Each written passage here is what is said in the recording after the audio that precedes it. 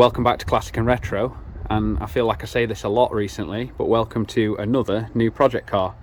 Now, I hinted about this car a couple of weeks ago, and I was going to release a video on it that weekend, but then we kind of got carried away with the Volvo, which you've now seen. So here it is. It's a 1979 Vauxhall Viva HC, so it's one of the last Vivas, and we bought this car about 3 weeks ago now. We actually bought it because we felt a bit sorry for it.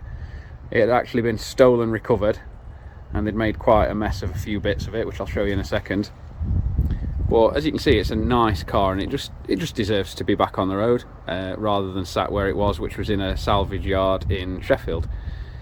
So we got it back here, and we have actually done a little bit of work on it already. We've replaced the steering lock. The steering lock was all damaged. It had all been ripped out. As you can see, we haven't put the column trim back in yet. Now, I'm not going to do a video on how to replace a steering lock and barrel on a classic car. I don't think it's a good idea to have that information out there, but that's been done. So the car now does run and drive. We've removed the chrome out of the windscreen seal because, as you can see, the windscreen seal is brittle. It's needing replacement. So we've already taken the chrome out of there. For whatever reason, it didn't come with a fuel cap. Quite an easy job to fit a new fuel cap, but as you can see, it is a really, really nice car. Going around it, really, the bodywork's beautiful. It has got a few chips in it, I presume from what was done when it was stolen. The worst of the damage is on these wing corners. I don't know what it hit, but yeah, it definitely did a bit of damage there, and the same on this corner. So we need to get those done. It'll be going to the body shop soon to get those sorted, and obviously little bits like this done as well. The car runs and drives really well. It's a 1300, so it's never going to get you anywhere fast, but it does drive really well. And I think in the day they were like an alternative to a Mark II Escort, and obviously these days a hell of a lot rarer. So plans for this one's going to get done very quickly.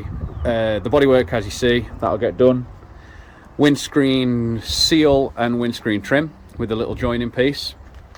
Moving inside, it's missing the kick panels, so we're going to replace the kick panels down there, and we're also thinking about putting a new carpet in it. Same on this side, kick panels missing, but the rest of the interior is pretty nice. Just wants a good clean. So interior wise, that. Now when we just drove it, it's getting ready for a clutch, so I think we'll put a clutch in it as well. And we also noticed that these are well past, so we've actually already got the chrome, already got the seal, already got the weather strips, and as Mel's now demonstrating, already got the kick panels. So we've already got pretty much everything for this car. So as I say, this one should be fairly quick to get done and back on the road. So it shouldn't hold up any of the other cars. If I can find the burst catch, there we go. As you can see, it's pretty nice under there too. I can get the bonnet staying. There we go. Pretty nice under here too. Just wants a good clean. Very dusty, very dirty, but a really, really honest car. I think because it's been zybarted from new, I think that's probably what saved this car. Obviously it's had paint work, but if you look up the wing lines, you can see, you know, all the spot welds and things, you know, so it's a good car. So yeah, there's going to be a couple of updates on this one, but you probably won't see too much of it because within the next week or so it'll go to body shop, and then when it comes back from the body shop, it needs probably a day's work to get done. It's not going to take much at all. So the next time you see this car, it'll be back from the body shop, and we'll be fitting all the new seals, fitting the new chromes, potentially fitting a clutch, we'll see, and getting it ready to find itself a lovely new owner. So we might do a video driving it around this one, you know, do a few like cool drives out in it. We might take it to a couple of cars and coffee meets and things like that if we have the time.